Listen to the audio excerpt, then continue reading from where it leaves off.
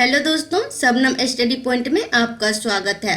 आज मैं लेके आई हूँ फिर तो आइए शुरू करते हैं। खेलो इंडिया यूनिवर्सिटी गेम्स 2021 का लोगो, जर्सी, शुभंकर और गान किसने लॉन्च किया है? तो किसने लॉन्च किया है? अनुराग ठाकुर। इसका स्टफेक्ट देखते हैं। केंद्रीय युवा मामले और खेल मंत्री अनुराग सिंह ठाकुर और कर्नाटक के राज्यपाल टीसी गहलोत ने 1 अप्रैल 2022 को बेंगलुरु के श्री कांतिरवा स्टेडियम में खेलो इंडिया यूनिवर्सिटी गेम्स 2021 का लोगो, जर्सी, शुभंकर और गान लॉन्च किया है। अगला क्वेश्चन देखते हैं। भारतीय भूवैज्ञानिक सर्वेक्षण के महानिर्देशक के रूप में किसने कार्यभार संभाला है? तो किसने संभाला है? Doctor S Raju. इसका स्टफेक्ट देखते हैं।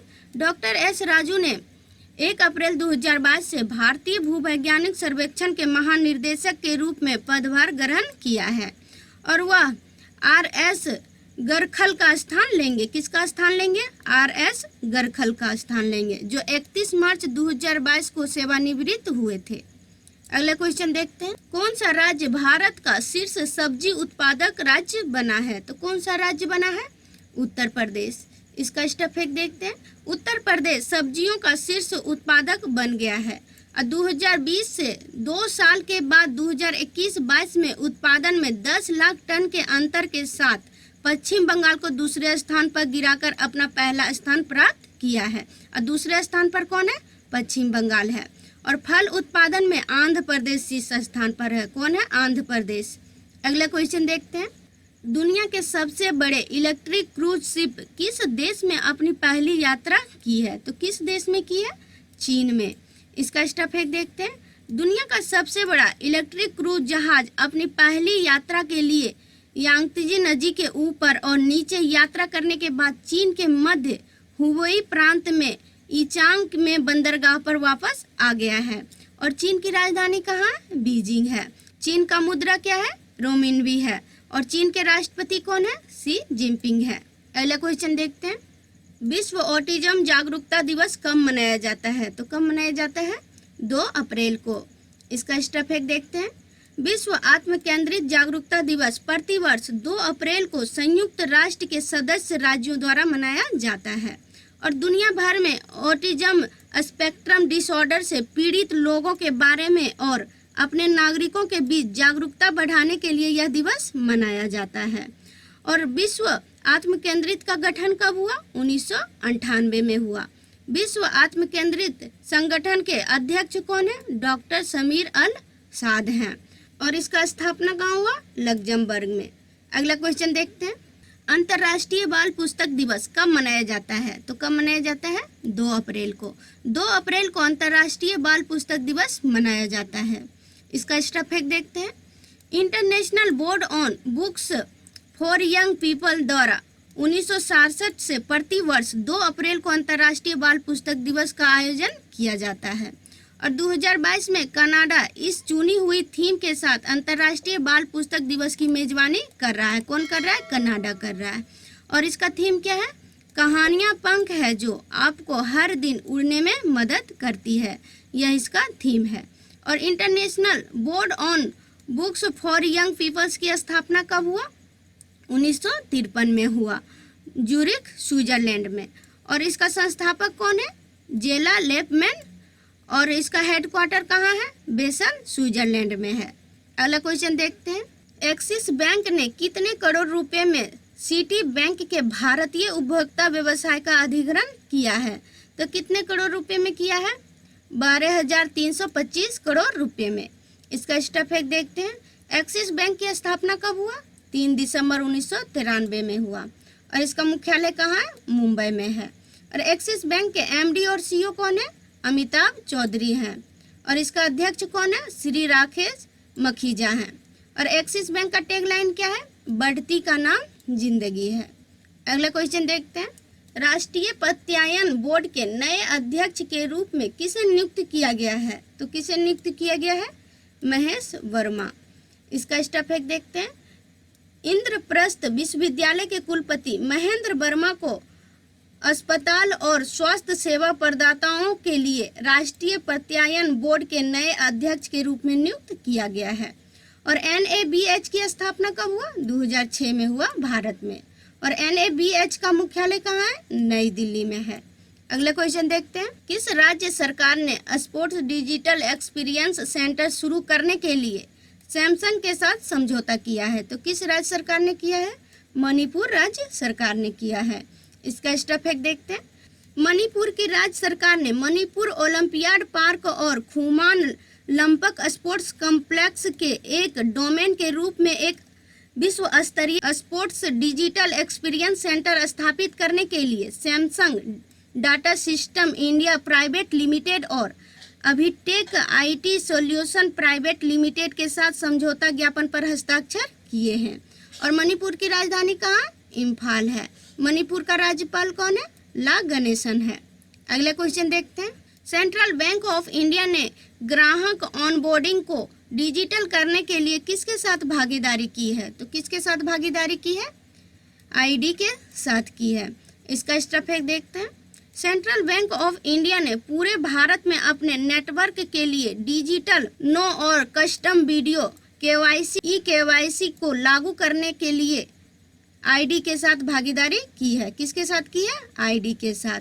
और सेंट्रल बैंक ऑफ इंडिया की स्थापना कब हुआ? 21 दिसंबर 1911 को हुआ। और इसका मुख्यालय कहाँ है? मुंबई महाराष्ट्र में है। और सेंट्रल बैंक ऑफ इंडिया के MD और CEO कौन है? मातम बेकट राव है। और सेंट्रल बैंक ऑफ इंडिया का टैगलाइन क्या है? 1911 से आपके लिए सेंट्रल। प्रतिष्ठित ITU पद के लिए किसे चयनित किया गया है? तो किसे चयनित किया गया है? अपराजिता शर्मा को। अपराजिता शर्मा को प्रतिष्ठित ITU पद के लिए चयनित किया गया है। इसका स्टेप फैक्ट देखते हैं। एक भारतीय अधिकारी को अंतर्राष्ट्रीय दूरसंचार संघ की प्रशासन और प्रबंधन परिषद की अस्थायी समिति के उपाध्यक्ष के रूप में चुना गया है और जिससे भारत को एक नेतृत्व की स्थिति मिल रही है। और अंतर्राष्ट्रीय दूरसंचार संघ की स्थापना कब हुआ? 17 मई 1865 को हुआ। और इसका मुख्यालय कहाँ है? जिनेवा स्विट्जरलैंड में है। और अंतर्राष्ट्रीय दूरसंचार संघ का महानिर्देशक कौन है? हाओलिन झाओ हैं। अगला क्वेश्चन देखते हैं। किस राज्य सरकार ने मुख्यमंत्री बागवानी बीमा योजना का फसल बीमा पोर्टल लॉन्च किया है? तो किस राज्य सरकार ने किया है? हरियाणा सरकार। इसका स्टेप फैक्ट देखते हैं।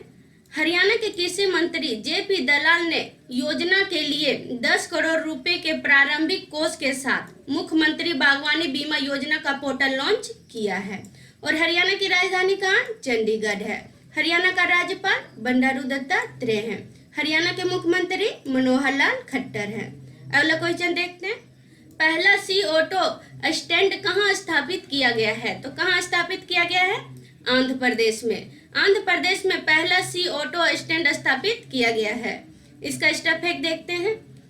महिलाओं और छात्राओं को सुरक्षित परिवहन प्रदान करने के लिए आंध्र प्रदेश के चित्तूर में पुलिस ने 3 CO2 स्टैंड स्थापित किए हैं, जो राज्य में अपनी तरह का पहला है।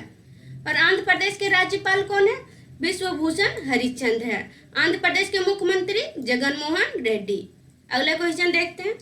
संयुक्त राष्ट्र प्रमुख द्वारा शुद्ध शून्य उत्सर्जन प्रतिबद्धताओं पर उच्च स्तरीय विशेषज्ञ समूह में किसे नियुक्त किया गया है? तो किसे नियुक्त किया गया है? अरुणाभा घोष को। इसका स्टेप फैक्ट देखते हैं। संयुक्त राष्ट्र महासचिव एंटोनियो गुटेरस ने अरुणाभा घोष को गैर राज्य संस्थाओं की शुद्ध शून्य उत्सर्जन प्रतिबद्धताओं पर एक उच्च स्तरीय विशेषज्ञ समूह में नियुक्त किया है। और अरुणाभा घोष ऊर्जा पर्यावरण और जल परिषद एक जलवायु और ऊर्जा थिंक टैंक की CEO हैं। अगला क्वेश्चन देखते हैं। भारत किसके साथ हस्ताक्षरित आर्थिक सहयोग और व्यापार समझौता किया है? तो भारत किसके साथ किया है? ऑस्ट्रेलिया के साथ। इसका स्टेप फैक्ट देखते हैं। भारत और ऑस्ट्रेलिया में एक आर्थिक सहयोग और व्यापार समझौते पर हस्ताक्षर किए गए हैं। इसे एक वाटरशेड के रूप में प्रतिष्ठित किया गया है और दुनिया में सबसे बड़े आर्थिक दरवाजों में से एक है। और यह ऑस्ट्रेलिया को भारत के निर्यात के 96% तक जीरो ड्यूटी एक्सेस प्रदान करेगा। अगला क्वेश्चन देखते हैं। किस मंत्रालय ने मंदिर 360 वेबसाइट लॉन्च की है? तो किस मंत्रालय ने की है? संस्कृति मंत्रालय। संस्कृति मंत्रालय ने मंदिर 360 वेबसाइट लॉन्च की है। इसका स्टेप फैक्ट देखते हैं। इंदिरा गांधी राष्ट्रीय कला केंद्र नई दिल्ली में संस्कृति मंत्रालय द्वारा आयोजित एक कार्यक्रम के दौरान संस्कृति और विदेश राज्य मंत्री मीनाक्षी लेखी ने एक वेबसाइट मंदिर 360 लॉन्च की है। अगला क्वेश्चन देखते हैं। Crunch time Narendra Modi national security crisis नामक नई पुस्तक किसके द्वारा लिखी गई है? तो किसके द्वारा लिखी गई है? श्री राम चोलिया के द्वारा। इसका स्टेप फैक्ट देखते हैं। इस पुस्तक का विमोचन नई दिल्ली में इंडिया इंटरनेशनल सेंटर में विदेश राज्य मंत्री मीनाक्षी लेखी ने किया है और यह पुस्तक देश को भारत के बाहरी विरोधियों द्वारा उत्पन्न सुरक्षा खतरों से बचाने के लिए राज्य में बहुत आवश्यक जनता के विश्वास पर प्रकाश डालती है। अगला क्वेश्चन देखते हैं। 64वें ग्रैमी अवार्ड 2022 कहाँ आयोजित किया जा रहा है? तो कहाँ आयोजित किया जा रहा है? MGM ग्रैंड गार्डन एरिना में। इसका स्टेप फैक्ट देखते हैं। वार्षिक ग्रैमी अवार्ड्स पहली बार MGM ग्रैंड गार्डन एरिना में आयोजित किया जा रहा है और ग्रैमी अवार्ड संगीत उद्योग में उपलब्धियों को पहचानने के लिए रिकॉर्डिंग अकादमी द्वारा प्रदान किए जाने वाला यह पुरस्कार है। अगला क्वेश्चन देखते हैं। चेतक हेलीकॉप्टर द्वारा 60 साल की शानदार सेवा का जश्न किसने मनाया? तो किसने मनाया है? IAF ने। इसका स्टेप फैक्ट देखते हैं। भारत की वायुसेना ने भारतीय वायुसेना में चेतक हेलीकॉप्टर द्वारा 60 साल की शानदार सेवा के उपलक्ष्य में 2 अप्रैल 2022 को हकीमपेट के वायुसेना स्टेशन में एक सम्मेलन का आयोजन किया है और चेतक हेलीकॉप्टर को 1962 में भारतीय वायुसेना में शामिल किया गया था। कब किया गया था? 1962 में। अगला क्वेश्चन देखते हैं। India boat and marine show का चौथा संस्करण कहाँ संपन्न हुआ? तो कहाँ संपन्न हुआ? कोची में। इसका स्टेप फैक्ट देखते हैं। India boat and marine show का चौथा संस्करण केरल के कोची के बोल्गपट्टी पैलेस में आयोजित किया गया। कहाँ आयोजित किया गया है? कोची के बोल्गपट्टी पैलेस में आयोजित किया गया है। और India boat and marine show Bharat की एकमात्र और सबसे प्रभावशाली नाम और समुद्री उद्योग से संबंधित प्रदर्शन। संयुक्त राष्ट्र अंतर्राष्ट्रीय अंतरात्मा दिवस 2022 कब मनाया गया? तो कब मनाया गया? 5 अप्रैल को। 5 अप्रैल को संयुक्त राष्ट्र अंतर्राष्ट्रीय अंतरात्मा दिवस मनाया गया। इसका स्टेप फैक्ट देखते हैं। संयुक्त राष्ट्र महासभा ने हर साल 5 अप्रैल को अंतर्राष्ट्रीय अंतरात्मा दिवस के रूप में मनाने के लिए नामित किया है और संयुक्त राष्ट्र महासभा द्वारा 31 जुलाई 2019 को संकल्प अपनाया गया था। कब अपनाया गया था? 31 जुलाई 2019 को। अगला क्वेश्चन देखते हैं। विकास और शांति हेतु अंतर्राष्ट्रीय खेल दिवस 2022 कब मनाया गया?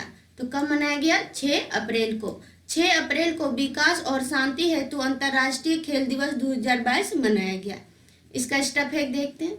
विकास और शांति हेतु अंतर्राष्ट्रीय खेल दिवस 6 अप्रैल को विश्व स्तर पर मनाया जाता है और इसके बारे में जागरूकता बढ़ाने के लिए 6 अप्रैल को संयुक्त राष्ट्र महासभा द्वारा विकास और शांति के लिए अंतर्राष्ट्रीय खेल दिवस के रूप में घोषित किया गया था।